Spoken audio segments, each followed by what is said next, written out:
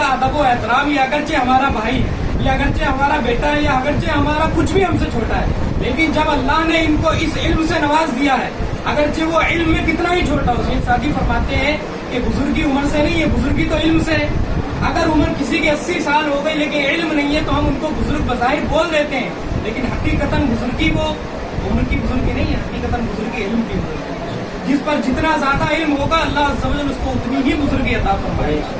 और आप देखते होंगे कि जब उम्र बढ़ती चली जाती है तो जहन काम करना कम कर देता है, और उस वक्त उम्र में जाकर वो कभी कभी बात भूल जाते हैं, कभी गुस्सा करने लगते हैं। लेकिन आप आलिम दीन को देखो तो जितनी उसकी उम्र बढ़ती है अल्लाह पाक उसके रौब में और उसके दबदबे में बरकतें ही अता फरमाता है। अल्लाह पाक उसको इस कदर का नूर बढ़ता ही उसका चला जाता है कि लोग अभी जब वो जवान था तो कम उसकी अहमियत थी, लेकिन जैसे ही बुजुर्ग होता चला गया उसकी अहमियत आलिम दीन की बढ़ती चली जाएगी। तो ये अल्लाह अज़्ज़ व जल ने इल्म वालों का दर्जा बुलंद किया है। वक्त कभी और इंशाअल्लाह मौका मिलेगा तो इल्म पर बोलेंगे। अचानक मैं यहाँ पर आया तो इसलिए 2-4 बातें मैंने अर्ज की हैं आप सबके सामने कि ये इल्म की बहुत बड़ी अहमियत है।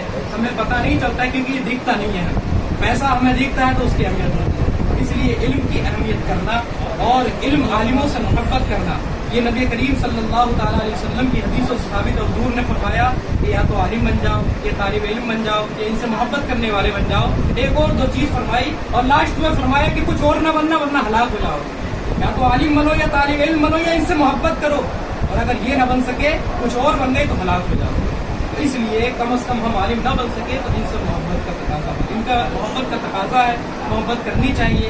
उलमा से इसलिए भी मोहब्बत करनी चाहिए कि ये आलिम दीन है, ये मेरे नबी के दीन को पढ़ा हुआ है, इसने मेहनतें करके इल्म दीन भाई मुझे क्यों नहीं हासिल हो सका, ये दस्तार इल्म फज़ल मुझे क्यों नहीं मिली, कम अज कम इनको मिली तो इनका अदब व एहतराम करके मैं इंशाअल्लाह अज़्ज़ व जल जन्नत में इनके साथ जा सकता हूँ। हाँ, आपको पता नहीं है, रिवायत का खुलासा है और बुजुर्गों ने फरमाया है कि अगर किसी ने आलिम दीन को वुज़ू के लिए पानी भी दिया होगा ना लोटे में, तो कल क़यामत के दिन वो आएगा और कहेगा हजरत आपने मुझे पहचाना नहीं, मैंने आपको फला वक्त में लोटे में वुज़ू का पानी दिया था, तो आप मुझे ऐसे ही छोड़ के जन्नत में चले जाएंगे?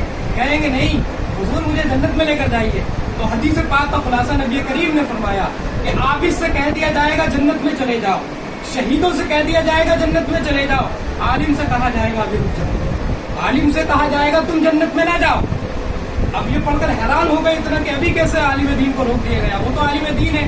फरमाया जाएगा कि जो जो तुझसे मोहब्बत करते हैं, जिन्होंने तेरी खिदमतें की हैं, जिसने तुझसे मोहब्बत की, दुनिया में तेरा इतना छोटा काम किया, सबको पकड़ो, अपने खानदान वालों को पकड़ो, रिश्तेदारों को पकड़ो, सबको पकड़ो और एक एक को जन्नत में लेकर चले जाओ।